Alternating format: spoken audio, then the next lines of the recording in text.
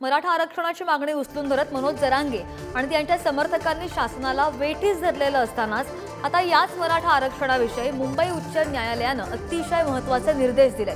न्यायालयाच्या निर्देशांनुसार मेडिकलच्या ऍडमिशन अर्थात वैद्यकीय प्रशिक्षणासाठीची प्रवेश प्रक्रिया आणि भरती प्रक्रिया या दोनहीसाठी उच्च न्यायालयाचा निर्णय लागू राहणार आहे। न्यायालयाच्या निर्णयानुसार सध्या प्रवेश प्रक्रिया किंवा भरती प्रक्रिया सुरू करण्यास हरकत नाहीये, मात्र उच्च न्यायालयामध्ये जो निर्णय होईल तो प्रवेशासह भरती प्रक्रियेवर सुद्धा लागू असेल आणि राज्य शासनाच्या वतीने काही दिवसांपूर्वीच विशेष अधिवेशन घेत त्यामध्ये मराठा समाजाला 10% आरक्षण देणारं विधेयक मंजूर करण्यात आलं। आता मराठा समाजाला नोकरी आणि शैक्षणिक संस्थांमध्ये प्रवेशासाठी सुद्धा आरक्षणाची तरतूद मंत्रिमंडळ बैठकीमध्ये मंजूर करत त्याची अंमलबजावणी सुद्धा तुर्तास सुरू करण्यात आली आहे। महत्त्वाची आणि मोठी बातमी।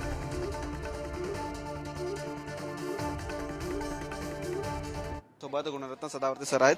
सर काय सांगाल, आज सुनावणी होती, आज नक्की सुनावणीमध्ये काय झालं, कोर्टाने काय सांगितलेलं आहे, राज्य सरकारच्या भूमिकेवरती काय एक या ठिकाणी मोठा दिलासा आहे खुल्या वर्गातील गुणवंतांना।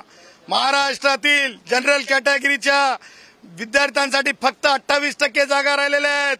माननीय उच्च न्यायालयाला दाखवलं, सांगितलं की कशा प्रकारे जाहिराती काढल्या गेल्यात, निवडणुका डोक्यावर आहेत। उद्धव ठाकरे, शरद पवार सारखे विरोधक आणि सत्तेतले पक्ष एकत्रित येऊन अशा प्रकारचा कायदा आणतात।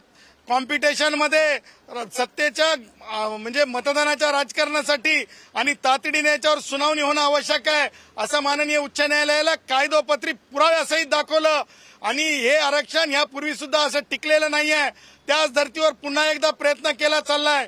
खुल्या वर्गातल्या विद्यार्थ्यांच्या गुणवत्तेचा प्रश्न निर्माण झालेला आहे आणि या सगळ्या गोष्टी लक्षात घेता माननीय उच्च न्यायालयाने आज सांगितलं राज्य सरकारला, राज्य सरकारने तारीख पे तारीख करण्याचा प्रयत्न केला, परंतु राज्य सरकार यशस्वी होऊ शकलं नाही। आणि आज माननीय उच्च न्यायालयाने एक मोठा दिलासा दिला की उद्यापर्यंत जे तुम्ही अर्ज वैद्यकीय प्रवेशाचे स्वीकारणार ते या कायद्याला या उच्च न्यायालयाच्या याचिकेशी संबंधित असेल आणि या याचिकेचं निकालावर आधारित असेल। त्यामुळं राज्य सरकारला पुन्हा एकदा तेच 12 खडी मागची शिकण्याची वेळ आलेली आहे। अनेक भरती ज्या प्रक्रिया आहे त्याच्यावरती देखील या ठिकाणी आहे तो प्रश्न उद्भवलेला आहे, काय नक्की विषय? माननीय उच्च न्यायालयाला मी दाखवलंय,